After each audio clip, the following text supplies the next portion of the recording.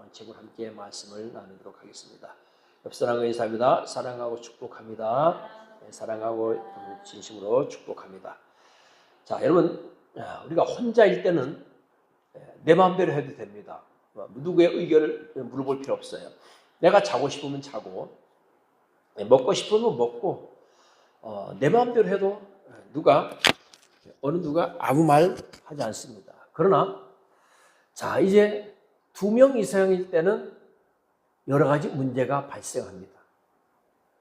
그래서 합의가 필요하고 또 조율해야 되고 룰을 만들어야 돼요. 2 이상이 되면 이런 문제가 발생합니다. 이것은 교회도 마찬가지고 사회도 마찬가지입니다. 그래서 사회에서는 뭐가 생기죠?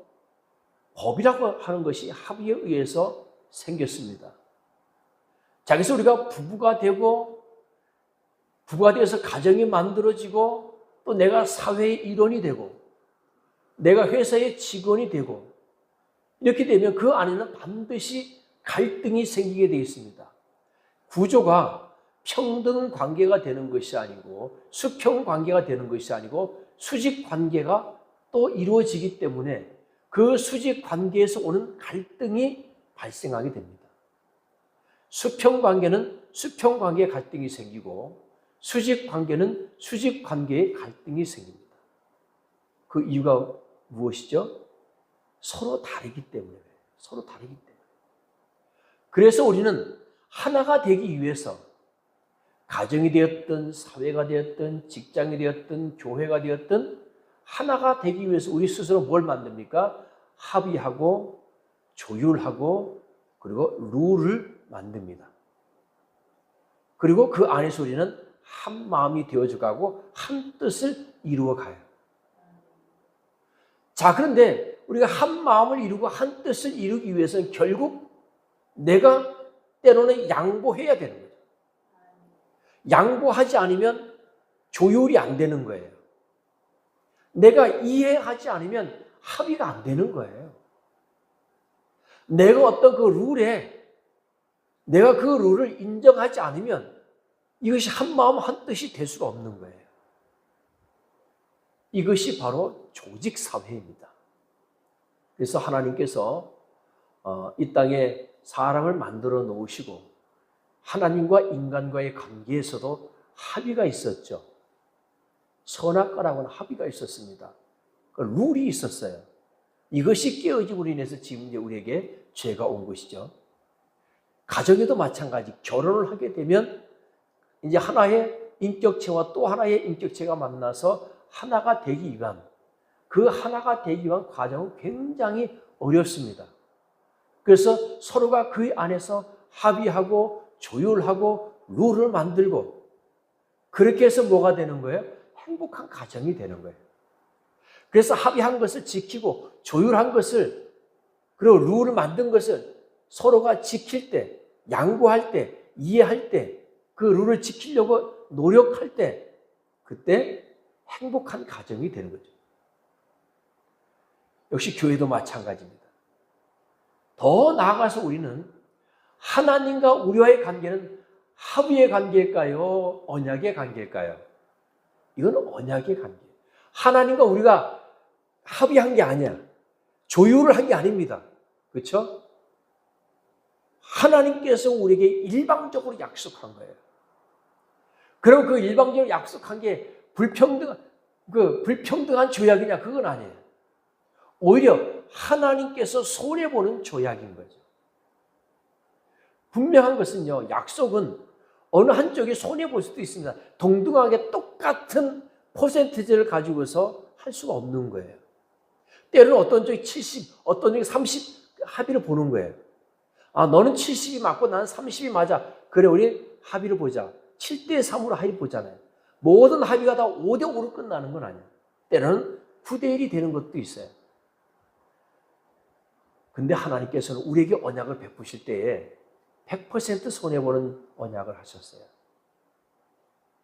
하나님께서는 예수 그리스도 우리에게 주시기 위해서 예수 그리스도를 통해서 우리를 구원하시기 위해서 하나님은 100을 내놓으셨지만 너희는 딱 하나 뭐예요? 그 예수 그리스도를 믿기만 하면 구원을 주시겠다는 약속을 하셨습니다. 할렐루야. 그래서 오늘은 우리가 한 마음 한 뜻으로 이것이 우리 교회에 또 얼마나, 우리 가정들이 얼마나 중요한지 함께 말씀을 나눌 텐데요.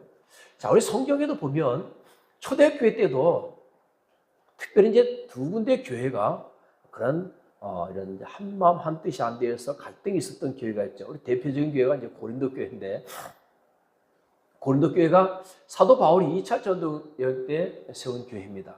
근데 그 교회에 얼마나 문제가 있었느냐면, 고린도전서 1장 10절에 보니까 형제들아 내가 우리 주 예수 그리스도의 이름으로 너희를 권하노니 모두가 같은 말을 하고 너희 가운데 분쟁이 없이 같은 마음과 같은 뜻으로 온전히 합하라라고 고린도 교회에 권면을 했습니다. 자, 여러분, 고린도 교회가 네 파로 갈라졌어요. 파가 생겼어요.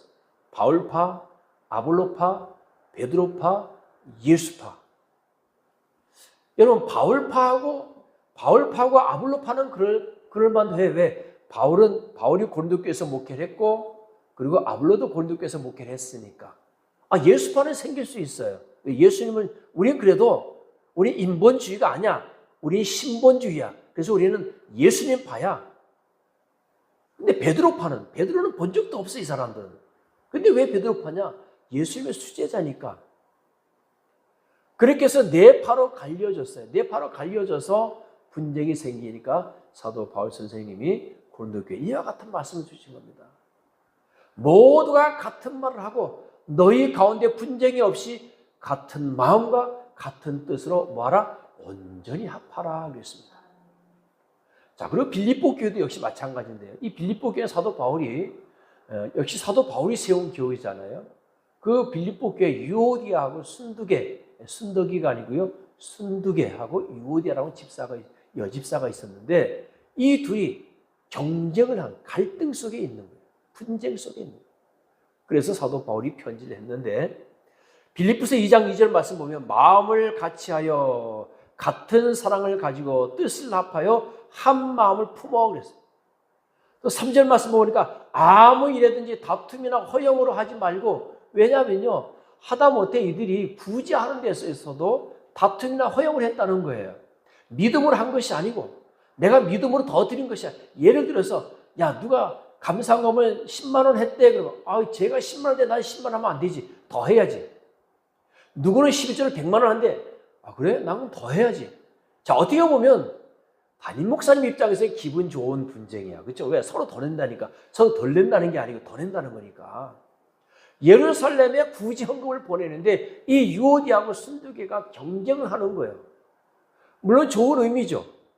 근데 좋은 의미지만 무리하게 하다 보면 결국은 이것이 신앙으로 하는 것이 아니기 때문에 나중에 반드시 문제가 생깁니다. 예를 들어서 서로 건축허금을, 야 제가 100만 원에서 제가 100만 원에서 난 더 못 참지. 난 1000만 원이지.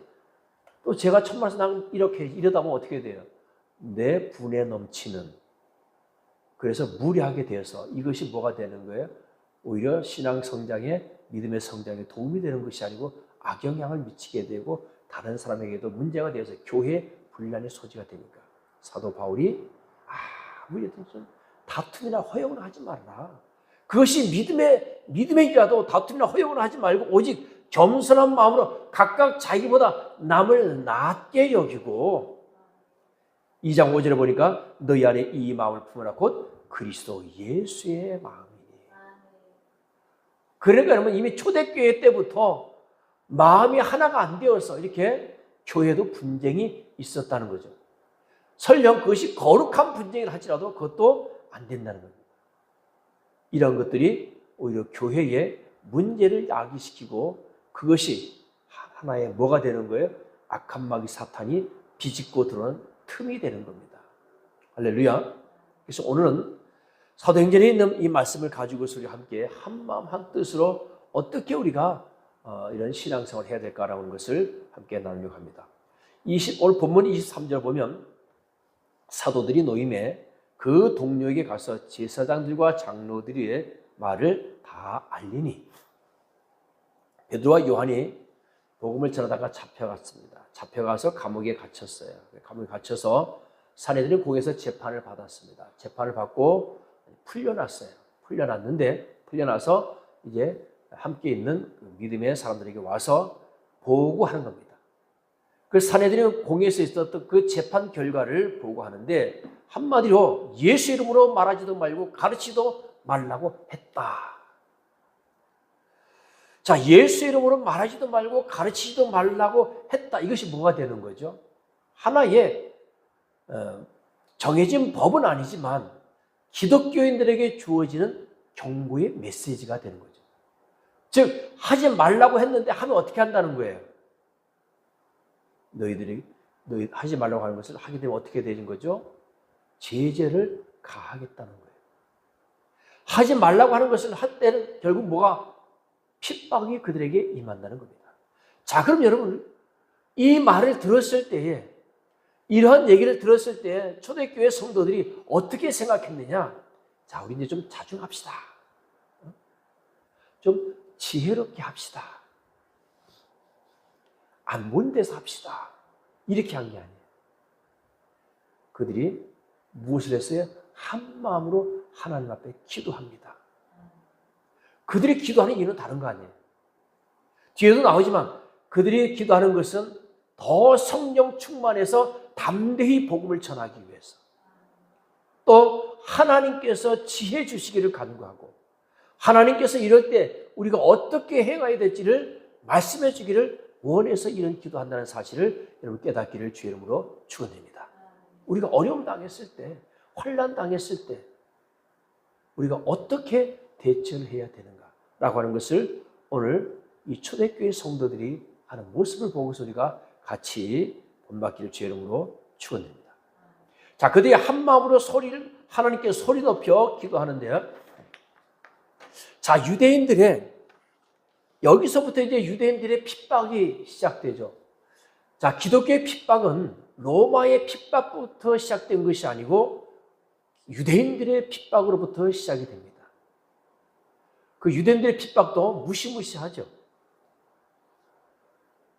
그래서 이제 성도들 가운데 7장, 8장에 보면 가장 먼저 순교하는 사람이 바로 스데반이 순교자가 되고요. 제자들 중에서는 야고보가 첫 순교자가 됩니다. 그러니까 기독교의 시작은 여러분 순교의 역사라고 할 수 있습니다. 왜 하나님께서 순교를 허락하시는가? 그렇잖아요. 왜 하나님께서 순교를 허락하시는가? 왜 피할 길을 주시지 않는가? 왜 하나님께서 야고보는 순교하도록 내버려 두시고 베드로는 왜 순교해야 할 위기에서 살려주시는가? 베드로 요한이 감옥에서 살리는 공에서 나왔죠. 이 다음에 또 같이 또 나옵니다. 사자가 와서 발로 막 옆구리를 걷어차서 깨워서 내보내요. 왜? 그냥 내버려두면 그 다음날 순교하니까. 그렇지만 결과론적으로 12명의 모든 사도들을 비롯해서 수많은 사도들과 성도들이 순교를 합니다. 여러분, 기독교는 그러니까 순교자와 헌신자들의 피와 땀 위에 세워졌다는 사실을 깨닫기를 주의 이름으로 축원드립니다. 교회 역사 역시 마찬가지죠. 초대교회로부터 지금까지 교회 역사는 바로 이러한 순교자들과 헌신자들에 의해서 세워졌다는 사실을 깨닫기를 주의 이름으로 축원드립니다. 자, 여러분, 초대교회 당시에 기독교인들이 예수 믿는 목적이 무엇이었을까요? 다른 거 아닙니다. 구원과 오직 영생이었어요.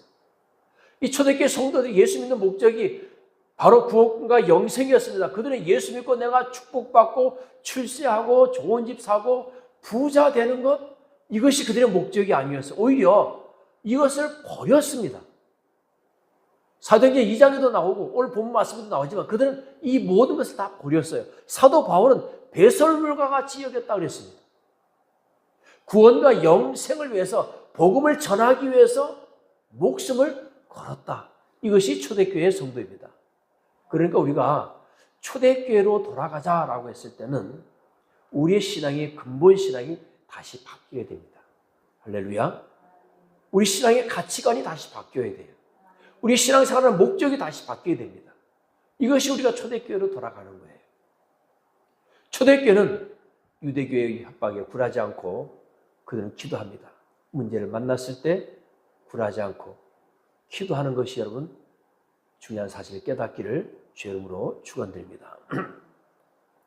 오늘 이들이 세 가지 기도 제목을 함께 볼 텐데 첫 번째 기도 제목은 주여 이제도 그들의 위협함을 굽어 보시옵고, 우리 29절 한번 같이 읽어볼까요?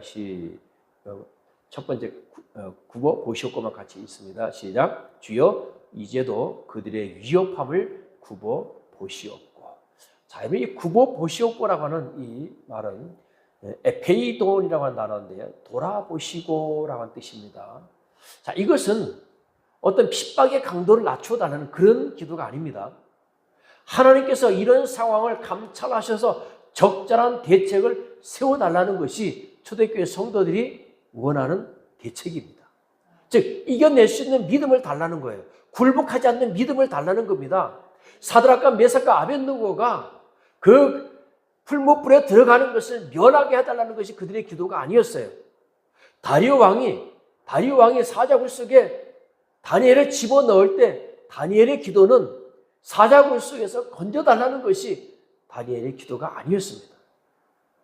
그들의 기도는 풀무불이 무서워서 하나님을 부인하지 않게 해달라는 거예요. 사자굴 속에 들어가는 것이 무서워서 하나님을 부인하지 않게 해달라는 거예요. 이것이 그들의 기도였습니다. 왜? 그 믿음이 없으면 부인하는 거예요. 그 믿음이 없으면 사자굴 속에 못 들어가는 거예요. 그 믿음이 없으면 풀무불 속에 못 들어가는 겁니다. 그리 아니하실지라도 설령 하나님께서 그 풀무불 가운데서 나를 건져주지 않는다 할지라도 나는 당신의 금신상에 전할 수 없습니다. 오늘 초대교회 성도들도 마찬가지예요. 설령 내가 순교한다 할지라도, 돌에 맞아 죽는다 할지라도, 내가 십자가에 매달려 죽는다 할지라도 그 앞에서 내가 예수님을 부인하는 그런 연약한 믿음이 아니라 그 앞에서도 주님을 부인하지 않는 믿음을, 담대하게 하나님의 복음을 선포할 수 있는 그 믿음을 달라는 게 오늘 이들의 기도입니다. 할렐루야. 오늘 우리가 이 기도가 되시길 주의 이름으로 축원드립니다. 설령 우리가 이들처럼 죽음 앞에서 순교하는 그 순간이 우리에게 언젠가 다가올지 모르겠지만 지금 이 시대 상황 속에서 우리도 그 앞에 무릎 꿇을 때가 얼마나 많습니까? 그 문제 앞에, 그 질병의 문제 앞에 무너질 때가 얼마나 많습니까? 물질의 문제 앞에서 우리가 무너질 때가 얼마나 많아요. 인간관계 앞에서 우리가 무너질 때가 얼마나 많습니까? 제가 늘 얘기하잖아요. 털썩 주저앉으면 원망과 불평이 나오고 무릎을 꿇으면 기도가 나온다 그랬습니다. 기도해야 응답하시는 거예요. 원망하면 하나님께서 응답하시는 것이 아니고 원망하면 책망만 받잖아요. 성경 역사에서 여러분 하나님 앞에 원망해서 칭찬받은 적 있습니까? 하나님께 원망해서 상 받은 적 있어요? 매만 맞았잖아요. 기도하면 응답하시는 거 아닙니까? 그러니까 부르시지라. 왜? 내가 응답한다니까? 부르지라. 내가 내게 응답하겠고 내가 알지 못하는 크고 은밀한 일을 내게 보이리라. 할렐루야. 원망하라고 하지 않았습니다. 우리 사랑하는 여러분, 오늘 우리가 굴복하지 않는 믿음, 환경 가운데 굴복하지 않는 믿음, 지금 이 시대에 우리 교회에, 우리 한국 교회에 성도들에게 필요한 믿음이 뭐냐? 바로 그런 것 같습니다. 지금 우리에게 당면한 문제들 앞에서 우리가 굴복하지 않고 오직 예수 그리스도만을 바라보면서 예수님 앞에 부르짖어 기도하는 그 믿음. 오늘 주님은 그걸 우리에게 원하시는 겁니다. 그 기도하는 것, 그 기도를 들으시기 원하시는 거예요. 오늘 이 초대교회 성도들은 하나님 앞에서 아이쿠야 이제 우리 다 죽었네, 하나님 어떻게 하면 좋습니까? 하고 통곡한 것이 아니라 우리를 굽어 보시옵고 또 종들로 하여금 담대히 하나님의 말씀을 전하게 하여 주시오며. 할렐루야.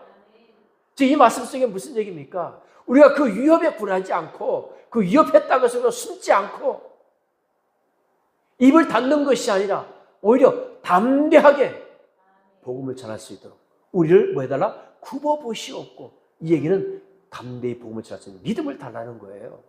우리가 복음 전할 때 유대인들이 접근하지 못하도록 막아달라는 기도가 아닙니다. 설령 저들이 와서 칼을 들이대고 창을 들이댄다 할지라도 담대하게 복음을 전할 수 있는 믿음을 달라.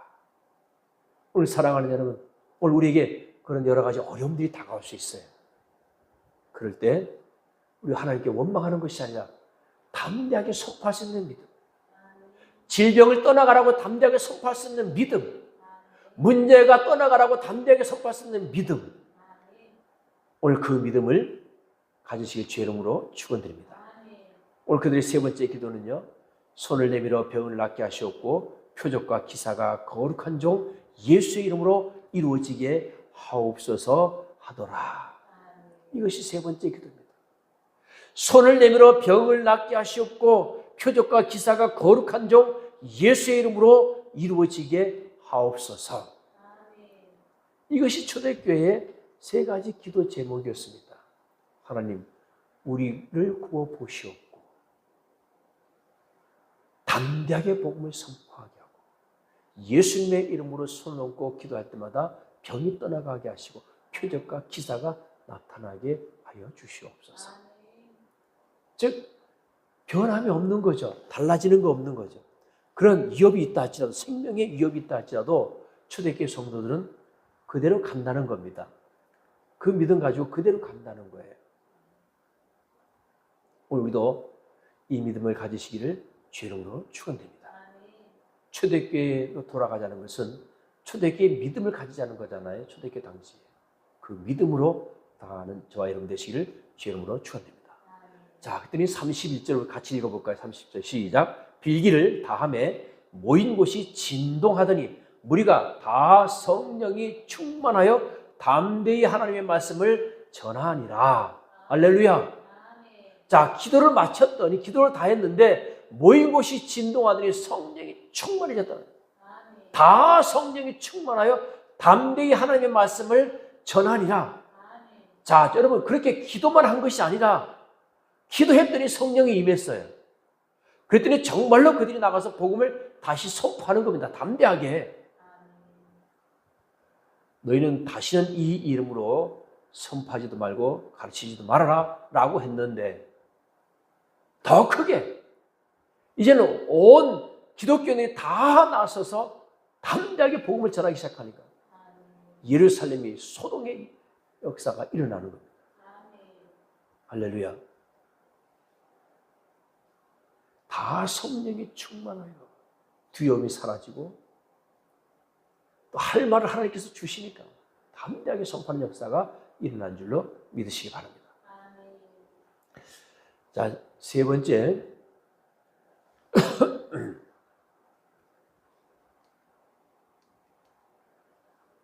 우리 이제 흔히 유무상통이라는 말을 많이 하는데요. 사도행전 2장 43절 이하에도 보면 사람마다 두려워하는데 사도들로 말미암아 기도와 표적이 많이 나타나니 믿는 사람이 다 함께 있어 모든 물건을 서로 통용하고 또 재산과 소유를 팔아 각 사람의 필요를 따라 나눠주며 날마다 마음을 같이하여 성전에 모이기를 힘쓰고 집에서 떡을 떼며 기쁨과 순전한 마음으로 음식을 먹고 하나님을 찬미하며 또 온 백성에게 칭송을 받으니 주께서 구원받는 사람을 날마다 더하게 하시니라. 아멘. 요 2장 43절부터 47장은 2장의 결론의 말씀이 아니고요. 어떻게 보면 누가가 그 시대 때 초대교회 전체적인 상황을 거기다가 요약으로 그렇게 해놓은 것 같습니다.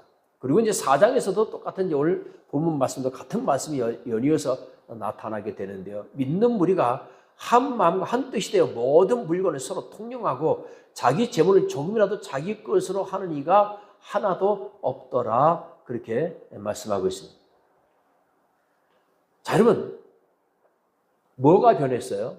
사람들의 물질관이 변했죠. 부자 청년 같은 사람들이 삭개오 같은 사람들로 다 변했습니다. 할렐루야. 어떤 분이 그래요? 그 사람이 거듭났는지 안 났는지를 보려면 그 사람의 지갑을 보면 안다는 거예요. 지갑이 거듭나야 진정으로 거듭난 사람이라는 거죠. 물론 이제 상징성 있는 말씀이지만, 자, 지난번에도 제가 말씀드렸지만, 당시의 유대교에서 기독교로 개종한 사람들은 유대인의 그 주류 사회에서 요즘으로 말하면 왕따를 당합니다. 따돌림을 당해요. 그래서 취직도 안 되고요. 모든 공직사회에 나갈 수가 없고 물건을 사고 팔 수도 없는, 그래서 유대 사회에서는 완전히 따돌림 당하는 그런 상황이 되었습니다. 그래서 그때 당시 초대교회 성도들이 재산을 팔아서 다 사도들에게 가지고 오면 사도들이 그것을 골고루 나누어 줬어요.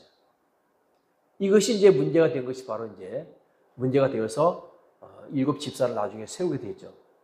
왜? 계속 팔아가지고 가지고 오고 온 것을 관리해야 되니까. 사도들이 복음 전하고 기도하고 복음 전해야 되는데 그거 관리하고 정신없어. 또 그러다가 문제가 생겼죠. 이 히브리파 과부들하고 헬라파 과부들이, 헬라파 이방인들 있잖아요. 예, 보니까 히브리파 과부는 자기 동족이라고 좀 더 주는 것 같고 이방인 과부들은 이방인이라고 좀 덜 주는 것 같고 해서 이것 때문에 분쟁이 됐어요. 얼마나 이게 분쟁이 컸으면 여러분 성경에 다 기록됐겠어요. 그래서 사도들이 안 되겠다. 이거 우리가 지금 말씀 전하는 것과 기도하는 것에 이런 일에 우리가 힘쓰는 것이 옳지 않다 해서 7 집사를 세우고 사도들은 기도하는 것과 말씀 전하는 것에 전무했다. 그렇게 말씀하고 있습니다. 또 역시 마찬가지 우리가 이제 아나니아 삽비라 사건도 잘 알지 않습니까? 아나니아 삽비라 사건도 생겼고요. 요 바로 다음에 말씀에 나오는 이제 바나바 역시 마찬가지. 바나바도 헬라 사람이었지만 그 바나바 역시도 모든 재산을 다 팔아서 제자들에게 가지고 와서 예루살렘에 와서 다 가지고 와서 제자들에 놓는 그런 역사들이 있었는데, 자, 그러니까 결국은 기독교인들이 물건을 사고 팔 수도 없고 생산 활동을 할 수가 없기 때문에 자기의 것을 내놓아서 다른 사람들에게 나눠준 겁니다. 이런 마음들이 다 들은 거예요. 생산 활동을 할 수가 없고 아무것도 할 수가 없기 때문에 예루살렘에 있는 기독교인들이 굶주리기 시작한 거예요. 자, 굶주리게 되면 어떻게 됩니까? 다시 유대교로 돌아갈 수밖에 없는 거예요. 왜? 취직도 안 되고 아무것도 안 되니까. 그래서 많은 사람들이 있는 기독교인들이 내 재산을 팔아서 저들을 구제해야 되겠다. 막아야 되겠다. 되돌아가는 것을 막아야 되겠다. 세상으로 다시 돌아가는 걸 막아야 되겠다 해서 모든 재산을 다 팔아가지고 와서 함께 나누는 거예요. 자, 여러분, 이것이 사실 가능할까요? 지금 만약에 이 시대에 어떤 가난한 사람이 예수를 믿고 주일날 교회로 나와서 예배를 드려야 되는데 그 사람이 주일날 나올 수가 없어. 왜? 일을 해야 돼. 먹고 살기 위해서.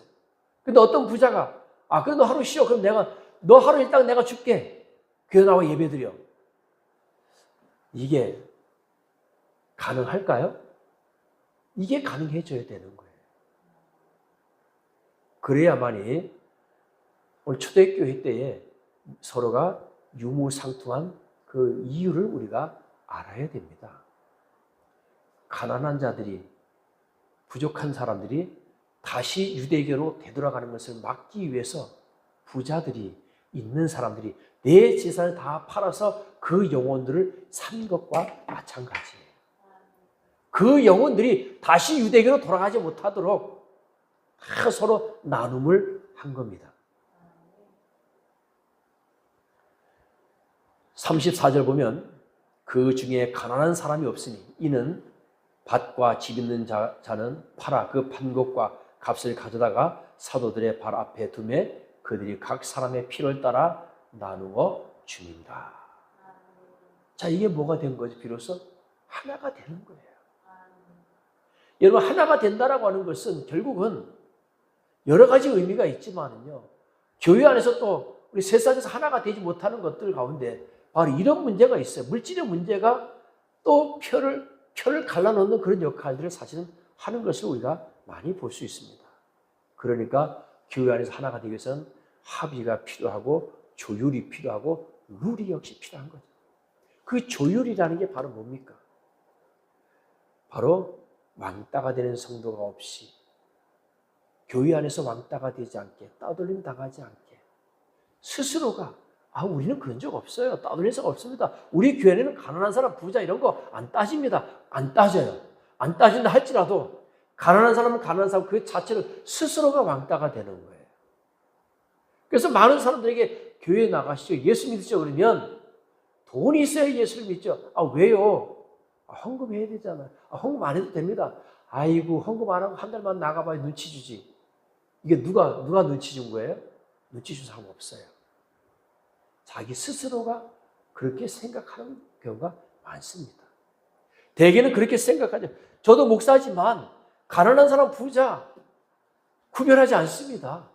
똑같은 영혼이에요. 하나님께서 보시기엔 똑같은 영혼입니다. 부자라고 해서 그 영혼의 무게가 천이고 가난한 사람에서 그 영혼의 무게가 10이다. 그건 아니에요. 하나님께서 보시기엔 똑같은 한 영혼입니다. 그런데 하나님께서 왜 부자에게 더 많은 재물을 주셨느냐? 그 많은 재물을 가지고 이 가난한 사람은 가난에서 벗어나고 싶지만 능력이 안 돼서 못 벗어나는 거예요. 그럼 어떻게 해야 되는 거예요? 내 것을 이 사람에게 나누어 주어서 이 사람이 능력이 부족하지만 다른 사람과 같이 살아갈 수 있게끔 만들어주는 것. 그래서 여러분, 그래서 이 미국 같은 데는 기독교인들이 왜 기부를 많이 하느냐? 하나님께서 내게 부를 많이 주신 것은 나 혼자 쓰라고 준 것이 아니라 가난한 자들을 도우라고 준 것이다. 그래서 기부를 많이 하는 거예요. 오늘 우리도 이러한 믿음을 가지시기를 주의 이름으로 축원드립니다. 초대교회는 그 믿음을, 그 마음을 알고 있었어요. 그래서 하나가 되기 위해서. 그래서 내 것을 내려놔서 하나가 되는 거예요. 이것이 바로 한 마음 한 뜻으로 믿음의 삶을 살아가는 우리 기독교 공동체가 되어야 될 줄로 믿습니다. 오늘 결론의 말씀을 함께 나누려고 합니다. 현대교회의 위협은, 가장 현대교회를 위협하는 것은 바로 개인주의입니다. 지금도 교회가 개인주의가 더 팽배해져 가기 때문에 헌신하려고 하는 사람이 점점 더 없어져 간다는 거예요. 큰 교회든 작은 교회든 헌신자가 없어지고 일을 하려고 하는 사람이 점점 줄어든다는 거죠. 왜? 개인주의적인 신앙이 점점 강해졌기 때문이죠. 그러나 교회가 성장하는데 가장 큰 장애 요소가 바로 이 개인주의인데, 교회가 많은 사역을 감당함에 있어서 바로 많은 손이 필요하지만 바로 이런 개인주의 신앙이 점점 앞으로 가면 갈수록 교회에 성장하는 어려움을 주고 있다는 사실을 우리는 깨달아야 될 줄로 믿습니다. 그래서 우리가 사도 바울이 에베소에서 교회론을 말씀하셨는데, 에베소 4장 1절에 있는 말씀과 같이, 그러므로 주 안에서 갇힌 내가 너희를 구원하노니 너희가 부르심을 받은 일에 합당하게 행하여 모든 겸손과 온유를 하고 오래 참음으로 사랑 가운데서 서로 용납하고 평안에 매는 줄로 성령이 하나 되게 하신 것을 힘써 지키라. 할렐루야. 그래서 우리가 초대교회로 다시 돌아가려면 뭘 해야 되느냐? 기도해야 되고요. 기도해야 되고 내 것을 내놓아야 됩니다. 물질이 있으면 물질을 내놓아야 되고, 노동력이 있으면 노동력을 내놓아야 되고, 내 지혜가 있으면 지혜를 내놓아야 되는 거예요. 뭘 위해서? 합의하고 조율하고 룰을 만들어서 한마음 한뜻 되는 공동체를 이루기 위해서. 지금 우리 교회가 다시 일어서서 다시 부흥의 길로 가려면 어쩔 수 없습니다. 내 것을 내어놔야 돼요. 그래야만이 하나를 만들 수가 있습니다. 여러분, 세상은 나 혼자 사는 곳이 아니잖아요. 교회도 마찬가지입니다. 우리가 교회를 공동체라고 하잖아요. 교회의 공동체가 믿음의 공동체예요. 또 역시 교회도 합의가 필요하고 조율이 필요하고 룰을 만듭니다. 그래서 교회는 교회도 조례가 있습니다. 그리고 교단은 교단법이 있습니다. 그리고 하나 되게 하신 것은 힘써 지키기 위해서 이런 것들을 우리가 사실 지켜야 됩니다. 이것을 지키지 않고 내가 튕겨 나가려고 하면 교회는 하나가 될 수가 없습니다. 오늘 사랑하는 여러분, 우리가 교회 안에서 초대교회 성도들의 믿음을 따라서 한 마음 한 뜻으로 아름다운 신앙 공동체를 이루기 위해서 때로는 내가 양보하고 이해하고 수용하는 그런 신앙의 자세, 이것이 바로 예수 그리스도의 마음인 줄로 믿습니다. 우리가 예수 그리스도의 마음을 품고 이 땅에서 이 세상을 바라보면 사람들을 바라보고 그 누구를 바라본다 한들 예수님의 마음을 품고 바라보면 하나가 되지 못할 사람은 없습니다. 모두 다 하나가 되어서 동산교회가 이 땅에서 하나를 이루어가는 그런 교회가 되고 여러분들이 가정 모두가 다 예수 그리스도 안에서 하나 한 마음 한 뜻이 되어서 행복한 가정을 이루어가는 저와 여러분 되시기를 주의 이름으로 축원드립니다. 기도합니다.